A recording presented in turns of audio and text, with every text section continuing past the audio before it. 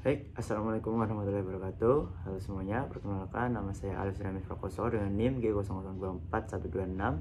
Saya berasal dari kelompok B4. Pada kesempatan kali ini saya ingin menjelaskan soal-soal yang ada di inhal anatomi praktikum kedua. Langsung aja kita bahas soal inhalnya. Oke, soal inhal. Seorang pasien datang ke dokter dengan keluhan nyeri perut yang berulang dan berpindah-pindah. Setelah dilakukan anamnesis dan pemeriksaan fisik, diketahui bahwa nyeri pertama kali dirasakan di daerah epigastrium, lalu menjalar ke daerah umbilikus, dan terakhir terasa di daerah suprapubik. Oke, dokter menduga bahwa pasien mengalami masalah pada saluran pencernaan yang melibatkan organ-organ dari foregut, midgut, dan hindgut. Soal yang pertama, sebutkan pembagian organ-organ yang termasuk dalam foregut, midgut, dan hindgut. Yang kedua, jelaskan pembagian suplai vaskular terutama dari masing-masing bagian tersebut. Dan yang ketiga, sebutkan persarafan utama dari foregut, midgut, dan hindgut, serta jelaskan bagaimana nyeri visceral dapat menjalar sesuai distribusi saraf ini. Oke, langsung aja kita jawab soal poin yang pertama dulu ya. Let's go.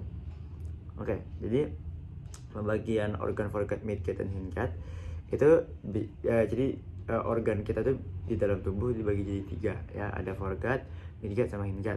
Nah, yang preenteron itu yang foregut, mesenteron itu yang midgut, yang terus metenteron itu tuh yang hindgut.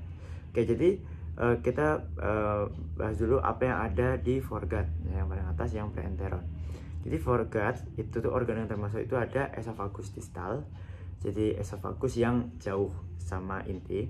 Jadi yang ini. Terus ada lambung, yang pokoknya yang deket lah ke lambung gitu ya.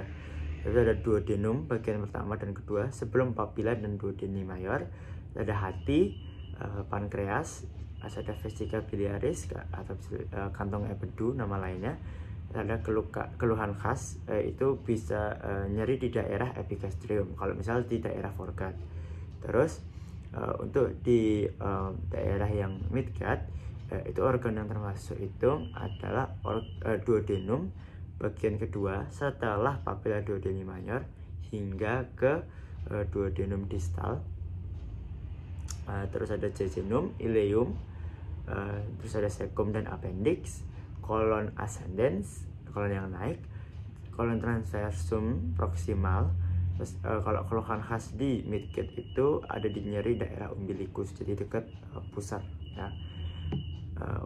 Habis itu kita masuk ke hindgut. Jadi hindgut itu organ yang termasuk ada kolon transversum distal, ada kolon descendens yang turun, kolon sigmoid, rectum atas, sama kalau misalnya keluhan khas di hindgut itu nyeri di daerah suprapubik gitu ya.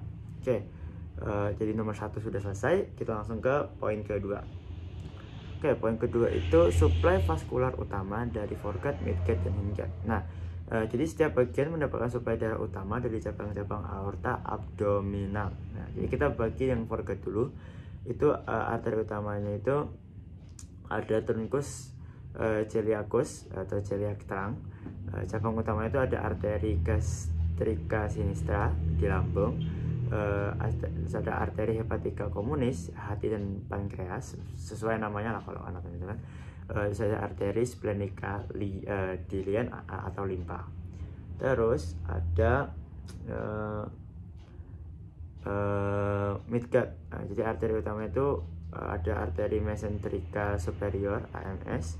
Cabang utamanya itu ada arteri jejunalis dan ilealis, terus jejunum dan ileum ya. Terus ada arteri colica media, kolon transversum. Terus ada arteri ileocolica, ileum terminal, dan cecum gitu ya. Terus ada di hindgut itu arteri utamanya dari arteri mesenterica inferior atau AMI. Cabang utama itu ada di arteri colica sinistra, kolon descendens, sama arteri sigmoidea, jadi kolon sigmoid. Terus ada arteri rectalis superior, rectum atas gitu ya. Oke, yang nomor 2 kita udah bahas juga. Lanjut ke yang nomor 3.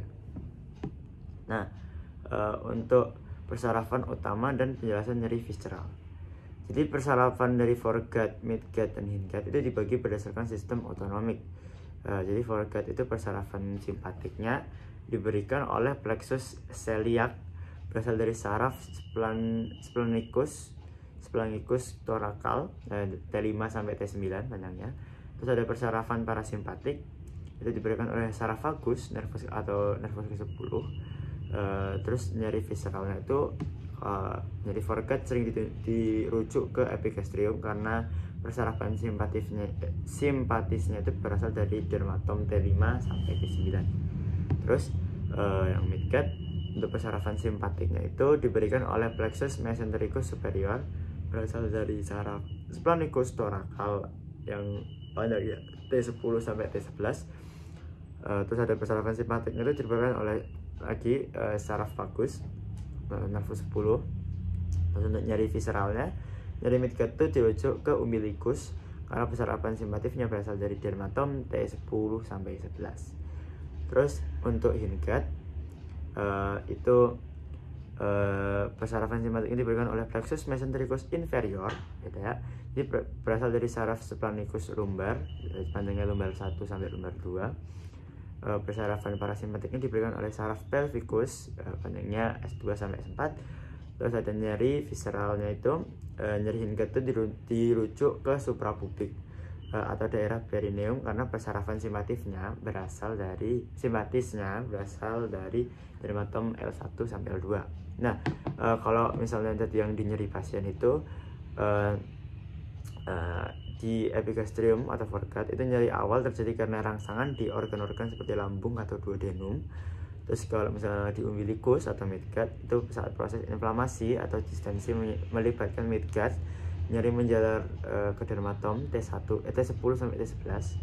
Terus ada suprapubik di hindgut. Pada tahap lanjut rangsangan di hindgut itu bisa menjalar ke area suprapubik melalui saraf pelvikus. Nah, jadi pola nyeri yang berpindah-pindah ini sangat khas untuk kondisi yang melibatkan foregut, midgut, dan hindgut.